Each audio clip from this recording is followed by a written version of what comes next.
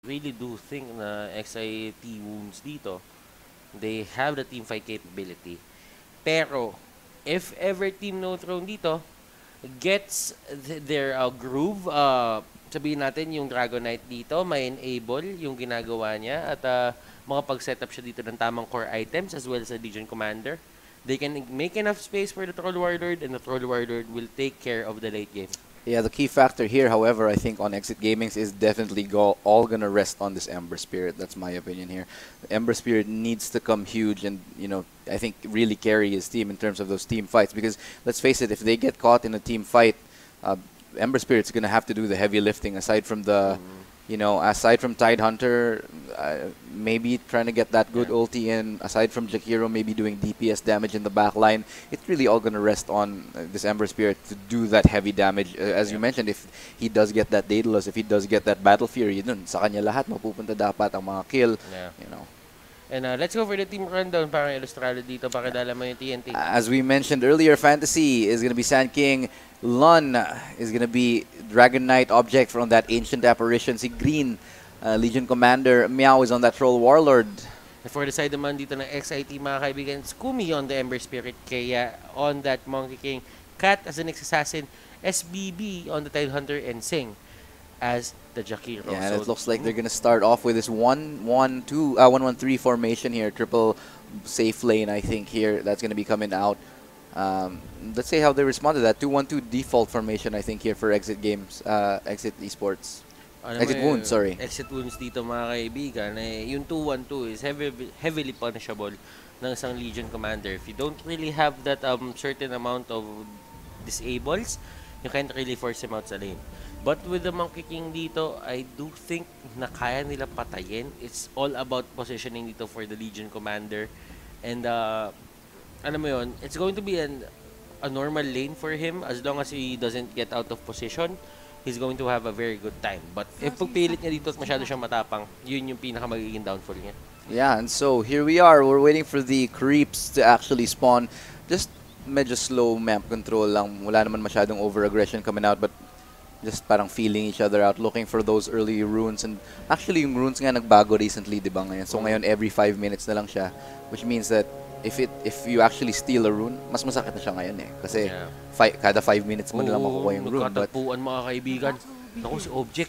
Makikita ata si Object dito at nagkakuwaan, mga kaibigan, nakakuha ng Jakiro. Pero Tidehunter, ano bang magagawa mo? Coldfeet will connect, mga kaibigan. Pero si Meow will try to go for the kill. First blood dito, inalay. Uy! Nag-miss pa! Naku po, si Meow dito nakakuha pa rin yung kill. Yeah, and that's a big advantage here. Even though they lost the 3 runes for Exit Wounds, TNT did actually get that 1 kill, and they're definitely going to take that trade any day of the week. Pero eto, mga kaibigan, mainit yung tapata sa gitna. Isang Breed Fire Lord at isang apoy talaga. Ember Spirit dito.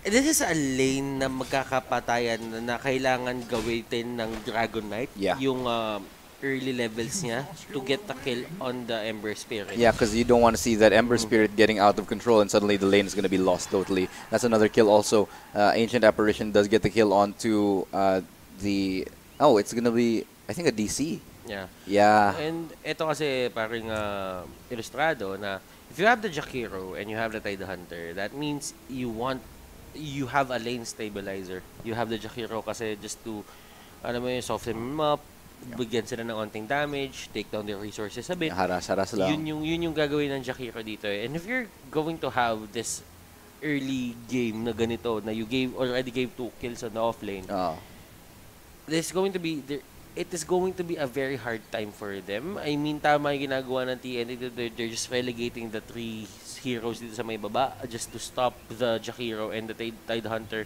from actually bullying yung kanilang Troll Warlord. Yung Troll Warlord nga kanina, pag-usapan natin, yung capability niya for the kill isn't that good as a Monkey King kasi yung Monkey King has the Jingo Mastery. So, probably 2 hero setup lang maging okay na siya. Troll, hindi kasi siya ganun eh. It takes more time for him. And, alam mo yun, kailangan mo siya alalayan eh. Kasi kapag naalalayan mo siya na maayos, technically, parang sinasabi mo na rin na, na sasabog siya in the later parts of the game. And we want to see that Troll Warlord get fat. And if that Troll Warlord does get fat, he's going to be able to just tear down towers like no problem. So, And kung isipin mo parang parang ilustrado dito, na si Troll Warlord, even if you get the stun on him, kung hindi mo mahuhuli yung Legion Commander, press the attack will be there to get him out. Yeah. That's the thing.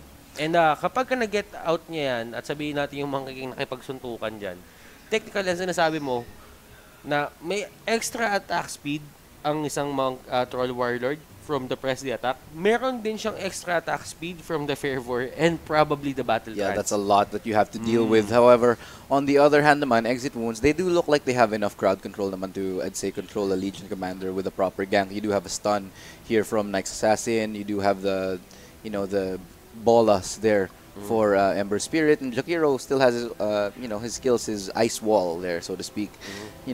I think they do have enough to lock down a Legion Commander. It's just a matter of whether Legion Commander is gonna be stopped early enough, diba? So, ayun nga din iniisip ko, kailangan talaga mauna ng XID dito na they can't really afford to give Team No Throne to go for the initiation. Sabihin natin yung Sand King dito. Kasi everyone, mga kaibigan, na mawala ng Sand King dito is considered a pop in the middle game.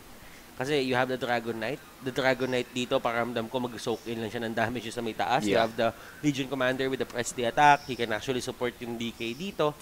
So, alam mo, 2-2 makes 4. 1-1 makes 2. So, alam mo yun, parang perfect combination sila dito. Oo, maganda nga. It looks like it's gonna be this is gonna be a tough. It's really gonna be all about how they play this.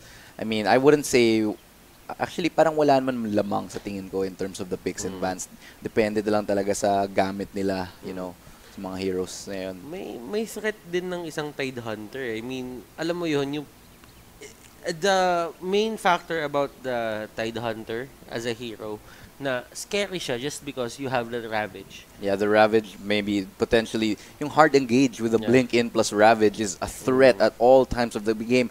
So kahit isipin natin sobrang mas malaki yung damage ng TNT here with the Legion Commander and all that burst of the Nyx Assassin as well as Troll Warlord, there's always that lingering potential na bigla na lang may lalabas na rupture that just dismantles your entire team fight, taking you out of position, yung ganun. So ito yung pinaka kasi, na parang, yung Ravage kasi, parang, di ba gagamitin mo siya?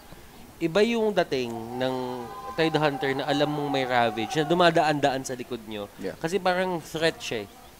Yung meron siyang Ravage is a threat itself. Yeah. Iba pa yung nagamit mo yung Ravage. Na tama. And kapag hindi mo nagamit yung Ravage ng tama, nawawala yung sindak factor ng isang Tide Hunter. I mean, you have to deal with it. Parang makikita mo lang yung Tide Hunter na may blink dagger, medyo wait lang bantayan muna natin baka to. Anytime biglang may laban na lumabas. Bigla na lang may nasa smoke na tatlo tas, so there is, as you mentioned, napakalaking sindak factor ng Tide Hunter na to.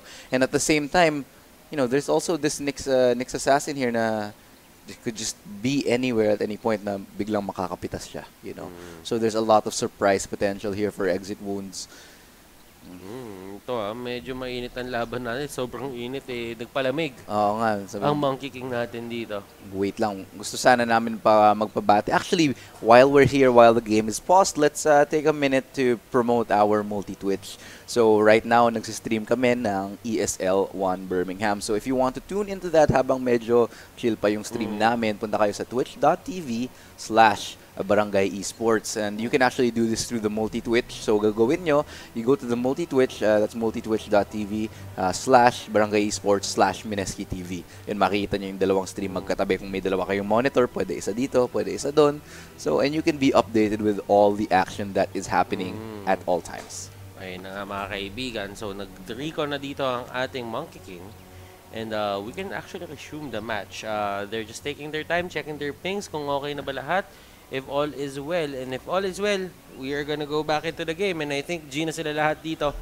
And here we go mga kaibigan. Back to the ball game. And Fantasy dito, they're just wrapping around mga kaibigan kay Sing. And Sing dito will take the long way back. Yeah, he's gonna have to go like far in order to get back into that game, but it looks like we still have lingering issues here, kaya mukhang may magpo-pause na naman saglit.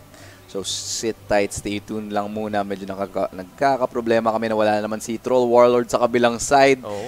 Ayun, medyo may technical difficulties talaga pero, wala kang magagawa. Ganun talaga minsan. Dalawang tinamaan dito sa side ng TNT, mga kaibigan. Mukhang sumabog yung PC nila sa sobrang init ng tournament namin ngayon. Alam mo kasi, nanonood kasi sa mid lane Ang mid lane kasi dalawang apoy yan So, bumubuga. Yung isa apoy talaga. So, technically, sobrang init dyan. Sinong mas mainit? Alam mo, nag-evaporate na nga yung river dyan sa may gitna nila. Makikita mo na lang unti-unting mawawala yung river. Unti-unti na lang merong dyan, usok na lumalabas. But still, yung bottom yung dual lane, tri-lane duo natin dito na Sun King at Troll Warlord, hindi nadama yung Ancient Apparition nila. We don't know what's happening, but it seems to me that internet problem or they're just setting up their settings probably. Siguro baka peripherals or something. Yeah. I don't know, but that's something you should have before the game starts. But it looks like we're gonna go back right into the action. 1 minute in and it's already 2-0. Napakainit talaga ng game natin on our hands right now. And the mid lane fight is still gonna be continuing. Nice Dragon Breath there coming out. Gonna be bringing the Ember Spirit down super low, but still he's gonna be retaining himself there as he pops that vial to recover that lost HP. Yun nga yung sinasabi natin DK dito needs to find a way to zone out etong Ember Spirit natin habang low levels pa siya. Kasi if ever low level siya dito, you can't really expect him to get the last hits kasi Breedfire has a damage reduction din na ino-offer niya onto the table. So, Kumi, medyo is having a hard time considering dito yung last hits and denies niya. 9-1 versus 4-0. Yeah, look at where Jakiro is. I guess he's waiting for an incoming gank. No? Naghihintay lang siya ng time para mag... probably the courier. Maybe. The courier. Maybe. The courier is the primary target dito. If DK dito is getting that much farm, that means yung paglabas ng courier dito, nagpapadala na siya to set his domination dito sa may mid lane ng mas maayos. Tell me, actually, I wanted to know, how big of a deal is it na makukuha ng Jakiro yung courier na to? That is like 100 gold for everyone. Oh, so yeah, that's wards for the support. As we say this, we're gonna go straight into some action here. Pero mukhang hindi naman matutuloy. And one of the main factors kasi doon isn't really the gold. Kapag may lamang item yon, the mid lane can only get it after 2 to 3 minutes. Yeah. So that will delay him significantly because you can't really expect someone na bibili siya ng uling gamit na yon. But still dito sa may taas, green dito, nahuli ng Boundless Strike and Legion Commander will go down. And ang ganda ng ginawa din dito ng XIT na considering mga kaibigan na they had a bad start dito sa may baba, they just left the Tide Hunter there. Yeah. Tumunta sa taas. And yung killing potential na dito on the Legion Commander, mas naging okay compared dun kanina na next assassin na yung kasama dito ng ating tropang Monkey King. So, and as we're saying, you mentioned earlier, kailangan talaga ng Dragon King magbully dito ng Ember Spirit in order to be successful in his laning phase. Kasi earlier on, you really want that early damage and really want to bully this Ember Spirit. Otherwise, he's going to snowball out of control, and that's not what you want to see with an Ember Spirit. He is the key factor, but look at this. Sand King going to get the information exactly. I think he's going to keep pursuing him right now, and it looks like he's still alive. It's a way, mga kaibigan, to get a kill on... it's a way to delay the Ravage coming out dito from the Tide Hunter. 3 minutes into the game, solo laner ka. You only have level 2. That means hindi ka talaga makakalabas ng lane. Pero tingnan mo dito, mas mataas pa nga yung level sa kanyang next assassin dito. And next assassin will just go for the stat. And I don't think Tide Hunter has enough levels to actually go for that. So, tamang init lang dito para sa ating mga teams. Yeah, just these micro decisions for teams to figure out exactly what they need to do to shut down the opposing team. Yun nga, early bullying leads to a lot of things. But as I say this, nice strike there coming out. Will get the... Oh, she gets away right there. You can't really expect to kill a Legion Commander na dalawa lang kaya. Yeah, unless you have a lot of hard CC or a proper gank. And actually, now that we have a recent meta change, now that jungling has fallen out of the meta, you see that there is a lot less ganking going on, a lot less map control. And so these early phases, yung laning phase, medyo mas secure na siya, I think. Yeah. And considering pa dito na yung Ember Spirit is finding his footing dito sa may gitna natin, that means it is time for a gank. This is the perfect opportunity for them. The Ember Spirit is only at level 5. Pero ito naghahabulan mga kaibigan Nation Apparition dito using a second skill to actually slow him down. And they will catch him. Searing Chains will be used. Cold Feet dito, hindi na kailangan mga kaibigan. Ang ganda ng timing doon mga kaibigan ng side netong TNT, knowing that Ember Spirit doesn't have his support, backup. Yeah, and yung kanyang remnants dito, he can't activate his remnants pa just because level 5 pa lang siya dito. And pa nila. Yeah, and we mentioned that you need to gank talaga. You need to gank Ember Spirit early kasi nga, you know, you don't want him to get in control. And habang may bat-batong DK in the middle lane here, that's when you want to gank. You know, habang wala pang fire remnants for an escape, that's the best time to gank. And they're gonna definitely be happy with this gank that they've pulled off here, TNT. At ito, nakita pa itong mga kaibigan ng side ni Legion Commander, but still Cat here getting caught out. Wala talaga nabubuhay dito. 3 na napatay mga kaibigan ng isang Ancient Apparition. And ito, Cold Feet, ginamitan ng Kraken Shell, but the Kraken Shell won't be enough. And ito, naku po, level 6 si Kuya DK dito. And ang kailangan gawin dito ng Ember Spirit is to delay the push coming out dito from the Dragonite. Hindi niya dapat bigyan ng kahit anong edge dito ang Dragonite. If they get the mid lane, that means the Dragonite is free to go top, is free to go to the bot lane to help, just to help the lane. At ito, naku po, nagkakuwaan. Dinilay pa denied. dito. Naku naman, mga kaibigan. Ang ganda naman na ginagawa dito ni DK. Kumi. Ano pala? I mean, it is a way then to stop the Ember Spirit. Kasi, alam naman natin na sobrang mana intensive ng isang Ember Spirit, if you think about it. And DK dito, it doesn't really need the mana. Yeah. You don't really need the mana talaga eh. You just need to stay in your lane, you just need your farm up for the later parts of the map. You know, just survive and do your own thing. And kumuha din siya ng solar dito. So technically, hindi siya mawawala ng pang-spam ng Free Fire dito if ever they need it. Yeah. For the rotation. Quick look at the net worth though. It's actually going to be Troll Warlord who's sitting pretty at the top, like pretty high up. He's actually worth 3,800 as I say that. Followed by Monkey King. Legion Commander not doing so hot right now. That's one of the important things I wanted to bring out. But we'll see if he can come back from this later on. Ang difference nun talaga kasi nila dito, parang ilustrado, is yung levels. I mean, eto na nga. On the engagement, mga kaibigan, Cold Feet dito na batuan si Monkey King. Pero eto si Jakiro, trying to stabilize the lane. Bound the strike, mga kaibigan. Green dito, trying to go for the kill. And Kea dito might actually go down. One more hit. Somehow. Pinipilit nila habulin dito. Pero nagkamali ng base dun si kuya natin, Monkey King. Pero buhay siya dito. And the overwhelming odds will be used. But no kill dito sa Monkey King. He will use the 3 grab or the 3 hops to actually get out of harm's way, and he will go for the TP out dito sa may shrine natin. Sa may taas. Napakaganda ng escape na ginawa doon ng Monkey King. He just did the right thing at the right time in order to survive that. Unfortunate there that TNT weren't able to capitalize on this, but fortunately for them, mid lane is going to be successful in that push. Ooh, what an initiation, mga kaibigan. The stun on the Legion Commander. Dalawa pa silang naipit sa alanganin dito. Jingo Mastery is now up. Cold Feet dito will connect, mga kaibigan, but still, kaya hindi niya napipilit, kukunin niya na lang yung creeps. But the stun dito on Cat. Cat has the carapace, so hindi na ata siya i-go dito. Yeah, and that's gonna be the disengage. No real, nothing real here. Nothing here for exit Woundz to find except for maybe that kill on Legion Commander. And Legion is getting shut down. She's not having the best game at the moment. And at the same time, damn, that's a lot of damage coming out for Dragon King.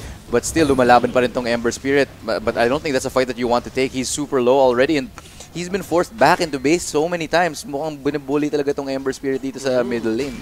And the good thing lang na nagagawa nito is just delaying the push. So technically, you're just delaying the Dragonite. And as you delay the Dragonite, mga kaibigan, you expect that people will actually go for the gap. Yeah. That's what you're hoping for, but the problem is at the same time nawawalan talaga ng farm dito si Ember Spirit dahil nga pabalik-balik siya sa base, pa-heal-heal siya ng husto, and that's not something you want to see for the Ember Spirit. But look at this aggression, they're still going at it. Yeah, he's just like, okay, whatever, you hit me, I'm just gonna farm, I'm gonna do my thing. Finally, they're gonna commit to this fight. Dragon King gets him fully stunned, but the Fire Remnant will come out, gets away without losing his life right there. And after that, mga kaibigan, saan mo kukunin yung health mo? Yun yung pinakatanong. Where do you get your health back? You don't have a TP. Yeah. You can't really go back dun sa may lane na ginagawa mo cheeky play kanina na nagbabato ka ng Remnant, then you go TP to the base, then Remnant in ka lang uli. where? I mean, papadala ka ng si Dragon Knight dito, ang kailangan lang niya mag-antay. Kasi yung buhay niya babalik at babalik sa kanya. Yeah, and DK is just playing the smart. Alam niya nang ginagawa niya, tama. Kailangan niya lang mag-chill ng gano'n. Delay lang ng rune para hindi makapagbote si Ember Spirit. So he parang steady lang siya, and actually look, he gets the opportunity to gank top, and now he's gonna go there, but the engagement is going to be coming out. Monkey King actually already diving straight into the action. Gets him super low right now. Monkey King trying to get away from this position, does hide in the tree. Can they spot him out? That's a nice find. He does somehow get away at the last moment there, but at the same time, there's a clash here at bottom lane. Ember Spirit looking to come back into this game, somehow gets frozen right there, and the damage is going to rain through. Ember Spirit finding the first. Actually, you know it's going to be Ravage here. And walang Ravage na may babato dahil hindi pa siya level 6 mga kaibigan, pero Fantasy dito using the Barrow Strike to get out. Ice Path will connect, Ice Path will take him down. Dual breath dito kay Meow, and Meow dito trying to man fight this, pero Nyx Assassin, it's just way too much damage, way too much control. Wala silang magawa dito mga kaibigan. Cold Feet, the slows, and he will use the Whirling Axis dito to get away. Kuma will go down, pero hindi kinaya, masyadong nag-extend yung fight. Yeah, and that's what we were talking about here earlier, the burst potential versus the sustained damage that we're seeing right now. In the end, Exit Woundz just not overstaying their welcome there, and they should have just taken what they won and then fell back, I think, at that point. Alam mo, ang hirap ng buhay dito ng XIT. Yun nga sinabi natin kanina, na yung Ravage dito nawala na. So mag-aangas na dito ang Team No Throne dahil hindi naging successful yung paggamit ng Ravage na yun. Yun nga, dahil nga sa delay kanina sa jungle, hindi nakakuha ng early levels itong si Tide Hunter. Pero ngayon, meron na siyang Ravage. Tignan natin kung may magagawa sila. Pwede nilang pasukan to. Pero it looks like Nyx Assassin is looking for a pick here or just trying to get information to the top lane. There's only one guy here. There's two of them on the other side. Monkey King, nice jump in.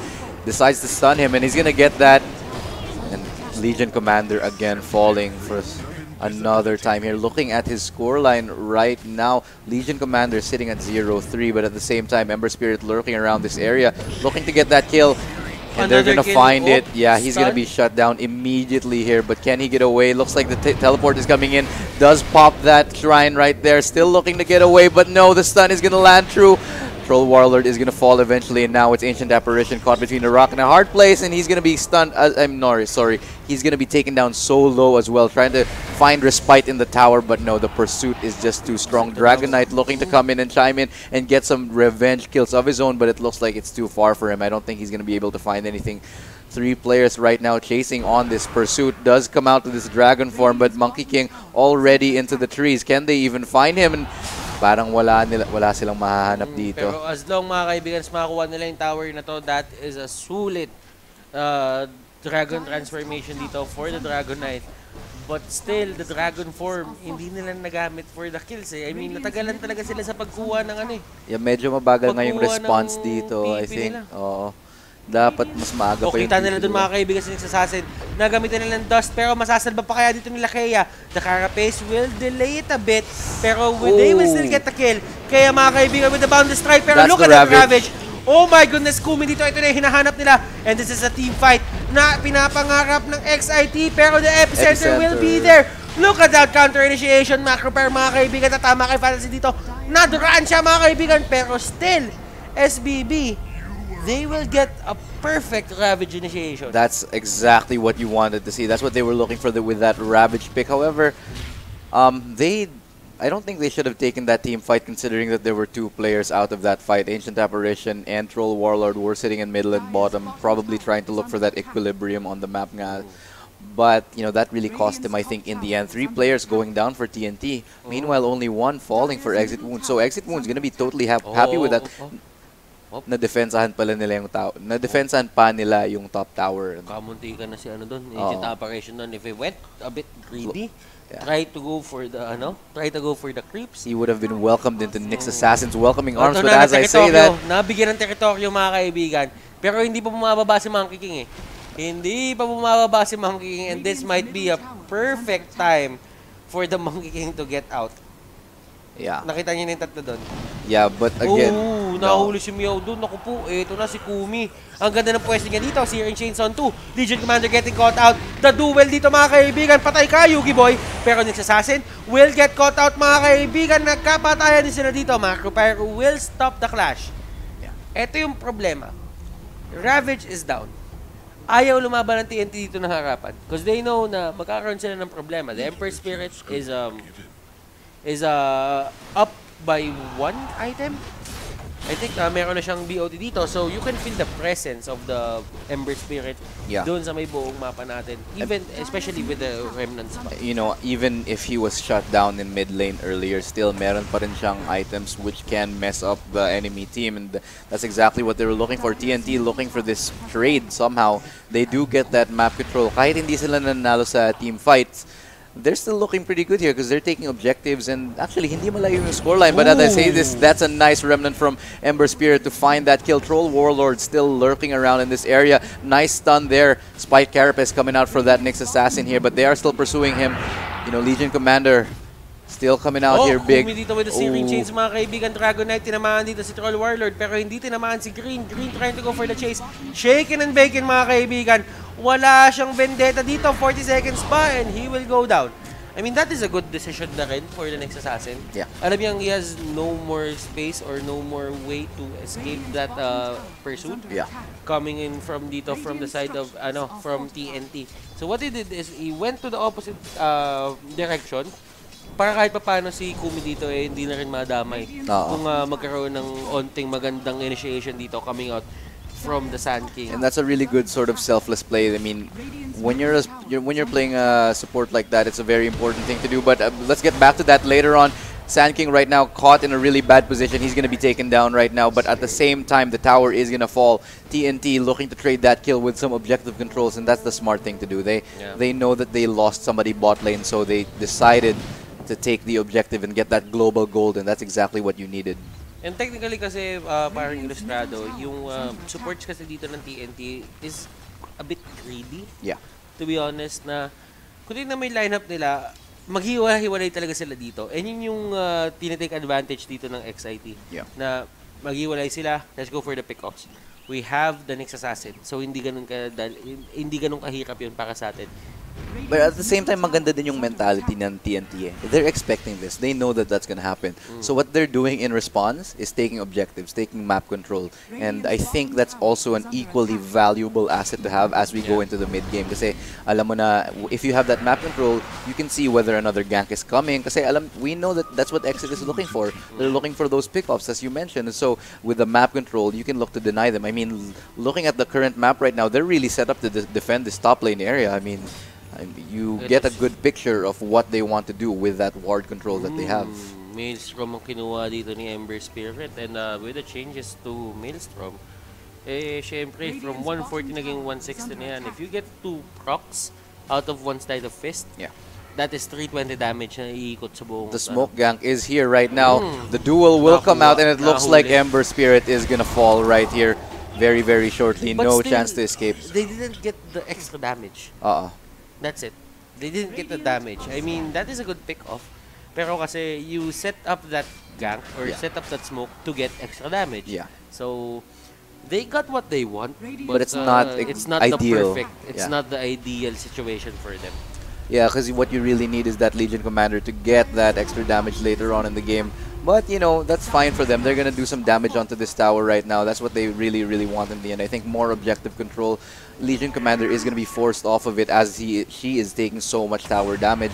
Pero mukhang hindi magko-contest na naman dito ang Exit Woundz. Bibigay lang nila yung tower. And in response, what are they doing? They're finally going to TP in right there. This might scare them enough because the Ravage is available. Sorry, I was thinking of Bloodseeker right there. Oh, pero eto mga kaibigan, nahuli ni Kumi dito and the Ravage will hit Gets 3. And Boundless Strike on 2 mga kaibigan. The ulti of the Ancient Apparition will only hit 1. And Ancient Apparition dito will be the last to fall down. Medyo nag-overstay dito ang TNT. They knew that they had a hard time taking that top lane tower. And they saw that the Tidehunter was already TPing in. Dapat umatras na sila dun eh. I mean, you wouldn't really expect a Tidehunter na mag-man fight siya ng ganong kadaming tao. if wala siyang follow-up. Pero si Kea dito, nahuli na boundless strike pa dito mga kaibigan. Naku, nahuli pa ng boundless strike. Ligaw na bala mga kaibigan. Nagkakitaan. He could actually get this. Tingnan natin mga kaibigan, sila ay nagkakatansyahan dito, nabugahan. Carapace will be enough to save the day. Oh, picks up the rune! Oh, but Apa will let it! She runs it! Ay, nako mga kaibigan, but still, Wukong's command will be used on the bottom lane and Meow will go down. That is a very good pick-up para sa kanila. Ang ganda ng ulti ni Apa doon. That's exactly what... I don't know if that's Chamba, pero sobrang ganda ng tansyal niya doon na kung saan pwede. I mean, where exactly could he be? But somehow he still finds it. Now again, it's DK versus the Ember Spirit here in bottom lane, pero walang HP ngayon. Alam mo, for those kinds of plays, parang Ilustrado, you need to take into consideration yung movement speed. Yeah. Kung ano yung mga projected mo na yung mga waypoints niya na pwede yung daanan. And it's a lot to take. And if you're the ancient apparition and you actually hit one of those skills na ultis na ganun talaga yung magiging hulma ng laro natin, iba ka. That's some beautiful mind stuff right there. You saw parang kinakalculate niya saan siya pwedeng dumaan. You know, as you said, yung movement speed nga niya. Ang dami niyang calculations in order just to hit that shot. But look, right now, Legion Commander might be caught off here. Ice Path does not land, but Ember Spirit will actually get the chain in. And it's going to be, again, Legion Commander to fall here. She's really not sitting pretty in this game right now. She is at 2-6. Yung chase capability, parang Ilustrado dito ng side ng XIT is super good. Yeah. Well, for the side ng TNT dito, if they fight without their BKBs, sabihin natin, if they fight without their BKBs, kailangan nila panindigan yung laban nila. And kapag hindi nakakuha ng Team No Throne yung gusto nila dito, yung pag-chase dito sa side ng Team No Throne, sobrang easy. Sobrang dali para dito sa side ng XIT. Yeah, and there's no way to there's no real definite way to re-aggress here for TNT kasi I mean, there's no real big skills, no real big ultis here for TNT kasi kung mapitas sila, medyo alanganin na sila. But the Blink Dagger will finally come out for the Sand King. Ayun, yun ang kailangan nila para makapag-team fight ng maayos. That now it's gonna be a battle. Sinong makaka-engage una? Yung SK ba with that Epicenter or is it gonna be the Ravage there? That's gonna come out. Alam mo, that changes the dynamics of the game. I mean, Tidehunter is one of those heroes na sobrang laki ng ulti range niya. But if you have the dagger on the Sand King, ang dami mong ways ang dami mong ways para mag-counter initiate. You have a lot, you can cover a lot of space para makakuha ka doon at makakuha ka ng isang magandang counter initiation. So let's see, this is a game of this is a game of attrition. But at the same time, as this is happening, another pick, Troll Warlord falling. They could capitalize on this and maybe take the tower in response. We'll see how that plays out for them. As you mentioned nga earlier, yung SK Dagger, that's going to be important here. But as I say this right now, Dragon Knight looking to get that kill. SK with the blink, the teleport in, nice stun there. That's a good trade to find, bringing down Ember Spirit. And mga kaibigan, sabi ko lang, it's a game of attrition. It's a war of attrition. And it seems na walang ka-patience ito yung XIT. They know na wala yung Troll Warlord. One of the main mechanics dito for TNT to have a good team fight with the Battle Trance, syempre, and the Dragon Knight and the Legion Commander. They should be forcing a fight. They should be trying to take an objective together. But for some reason, Ember Spirit was caught out on bottom lane alone. Medyo misplay sa kanila yun. At that point, when somebody falls that important like Troll Warlord, that should be the call. That should be the call to take the middle tower. That should be the call to take top tower. Actually, sitting pretty ngayon yung tier 1 tower nga ng ng TNT dito. So they could have taken that easily at any point. Alam mo, yun talaga yung pinaka nagagawa din talaga ng Blink Dagger. If you have the Blink Dagger, you can actually catch yung Ember Spirit na mas madali. You can actually take him by surprise. Pero Monkey King dito is now up with the BKB and the Shadow. Kanina yung Shadow Blade, ngayon naman BKB na yung kinuha niya. Taba ng Monkey King ngayon, sitting pretty at 14,900 gold.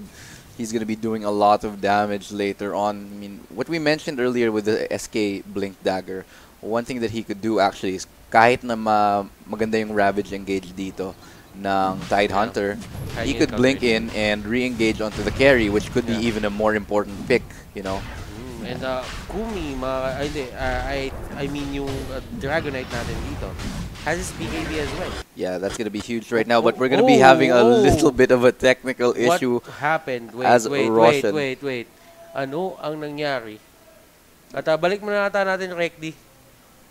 Yeah, we have a little bit of a problem here. Nag-crash tayo. Sorry about that. Alam mo, yung Dragon Knight, nagka-BKB lang, nag-crash na yung Oo nga, masyadong mainit na yung laban. Pero okay lang yan mga kaibigan, ibabalik natin agad to. And just wait a bit. Alam mo yun. Paminsan talaga pag sobrang init, hindi mo ma-expect kung ano nangyayari. Kahit yung PC mo sasabog na rin. Wala tayong magagawa dyan. But it is what it is, mga kaibigan. This is MPGL Asian Championships. Week 1 pa lang tayo dito. And this is a team, no throne. And, alam mo yun, XIT Esports. I cannot hear the game for some reason. Nagkaroon tayo ng technical difficulties, mga kaibigan. The game sound is down. Yeah. Ano nangyari? Okay. Holding this for 1 second. We're gonna be right into the game shortly. We are still going strong. 16-20 is the scoreline. Thank you for asking, Pare Manjin. Nandito nga siya nanonood. So, shout out kay Manjin. Thank you for dropping by. Yan. Alam mo, men, si Manjin nag-PM sa akin nga kagabi. Ano daw? Okay lang ba? Okay lang bang ikaw muna yung mag-take ng 2 series straight MPG? Sabi ko, okay lang. Kasi magkaibigan tayo. Uy, ganun talaga pagka magkaibigan. Nagsasapuan. Yeah, that's exactly what you want to see. Pero going back to the game, 9K gold advantage right now for Exit Woundz. And Monkey King again looking for that engagement. Sablay ang kanyang strike, but the re-engagement is there. BKB, Kumi dito going in, mga kaibigan. Troll Warrior dito getting caught out. And si Taparation ulti won't hit anyone. Andito na si Tidehunter. Pwede siya mag-ravage dito anytime, mga kaibigan. Eto na! Ravage on to! Si Dragon Knight, naku po, nag-BKB lang sa gitna. Pero wala na siya maabutan dito. Ito ang sinasabi natin, parang ilustrado. Yeah. Ito ang sinasabi natin. Kapag habulan na ang usapan, wala kayo niyan. Kailangan kunin nyo kami ng isang mabilis na paraan. The stun, the dust, everything is there, mga kaibigan. Ang ganda ng counter initiation. Ang ganda ng response ng XIT doon. Namatay man at nakuha man yung Aegis, but still, they get the upper hand on that. Medyo misplay ang nangyari doon. Kahit, I mean, even if Monkey King messed up his initial strike, the Aegis was there to, you know, para saluhin yung pagkakamali niya doon. And at the same time, ang ganda ng re-engagement nila. Even though Legion Commander got that nice engagement onto the Monkey King, he's probably not the main target that you're looking for. Yeah. I mean, you're probably looking to duel Ember Spirit. You're probably looking to duel, to deny the Ravage from Tidehunter. But that's not exactly what happened. He got Monkey King, who was already down. Actually, mali yun kasi na-expend na lahat ng spells ni Monkey King eh. So his threat wasn't all that important as the others on the other team. Alam mo, sabi nga ni Poppy from Team Secret dati, you need to make a situation out of no situation. Yeah. And that was a no situation na for the side of Monkey King. But with that, kahit pa paano umaayos, mga kaibigan, nahuli dito. The mana burn is there, and I don't think he will survive. Meow will go down at the hands of that next assassin. Parang medyo natitilt na dito na yung TNT. Hindi na sila nakaka-comeback, and the grid, the aggression is gonna be coming out. The BKB will be popped, but it's not enough. Legion Commander again getting shut down. The control dito, mga kaibigan, ng XIT sa buong mapa, I mean, they're seeing pick-off after pick-off. They're getting it every other minute na parang each lane there is always a threat of a Monkey King and an Ember Spirit going to your lane, or probably the next assassin and Ember Spirit. Ganun yung dynamic ng gameplay nila eh. Ayun nga, so parang kahit wala silang global skills, parang global pa rin yung presence nila eh. I mean, they could be anywhere at even any given point, and it's like they are actually. Finally, the tier 1 tower from the top lane will fall, and that's gonna bring the gold advantage even higher. 12K right now. They look to push the wait, look a minute, Sand King here. I mean, yun talaga yung pinakalamang dito ng XIT, kasi if you look at the wards, there is one lane ward dito sa may gitna, and there is one ward dun sa may jungle sa may baba near the shrine. So you don't really have a vision dito sa may taas.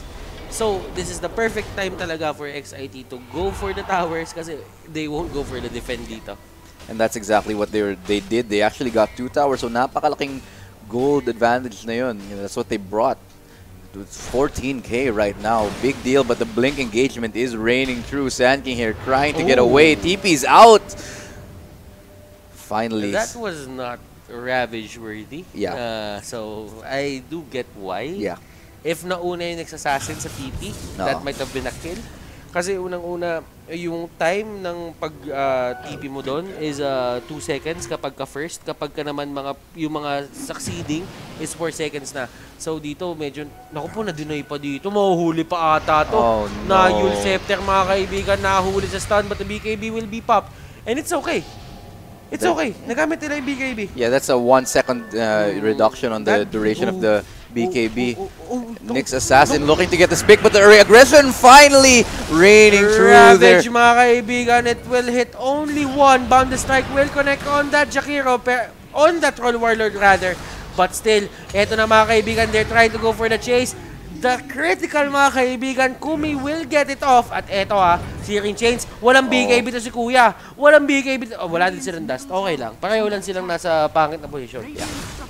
Oh, but the re-engagement from the SK here. Nice stun coming out, as well as the Ice Pass to deny that. But nice trade there, getting the Monkey King a little bit off position, actually.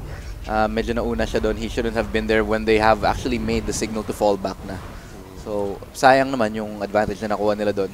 Alam mo, diving into deep, just overstaying, or alam mo yung pag-imbita sa kanila dun sa base nila, pag-imbita dito ng TNT sa base ng XIT pala, sa base ng TNT, medyo inabuso. Yeah. Mga kaibigan na itong Monkey King. So, tingnan natin kung paano i-take mga kaibigan ng XIT itong game na to. Because they have the upper hand.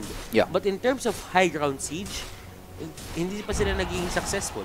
They're just stalling the game. And once you're stalling the game, you're just giving the Troll Warlord a lot of space to farm. And that's what you don't want to see. Troll Warlord getting fat into the late game. That's a sight to behold. That's something that you will fear. And also Legion Commander, yun nga yung ayaw natin. Legion Commander late game, with all those dual victories, if she can get them, that's going to be dangerous no matter how many ravages that you do put out. Alam mo yun, it's going to be a burst hero on her own. Oo nga eh. Kapag sobrang dami mo nakuwang... Tapos may crit pa siya di ba? Parang, it's gonna be very dangerous to see that Legion Commander. Tapos may battle trans ka pa, na kapag pinalo niya, that could take around 2 seconds for a kill, probably, on the Ancient Apparition. Yeah, pero fortunately, si Legion Commander for exit is gonna be shut down. Level 16 nga lang tong si Legion Commander ngayon. But at the same time, looking at the levels, exit Woundz already 3 people above level 20. And looking at the battle pass levels, nasa single digit ng tatlo dito sa taas, mga kaibigan. Ancient Apparition getting caught out. This is bad for the side of TNT. Ito yung pinaka nagpapatakbo sa kanila, Ancient Apparition and Sand King combination. Yeah. Yun yung nagpapatakbo sa kanila. And eto na, nagkaulian mga kaibigan si Sand King. Gustong-gusto nila to eh. Ito yung nagpapayaran ng buhay nila. Ito yung nagbibigay sa kanila ng PTSD kapag pumapasok sila dito mga kaibigan. That's a nice fake tower dive. That's a nice feint. Kunwari magda-dive sila ng engagement pero actually ang mangyayari is just and the duel mga kaibigan, kinamitan siya dito ng Wukong's command, but still it won't be enough. Ravage on 3 mga kaibigan. Tatakbo si DK dito. He's the only one with BKB and that is going to be a dead Dragon Knight, and I think that's gonna be the game. Yeah, that's a perfect engagement there. That Ravage just sealed the deal.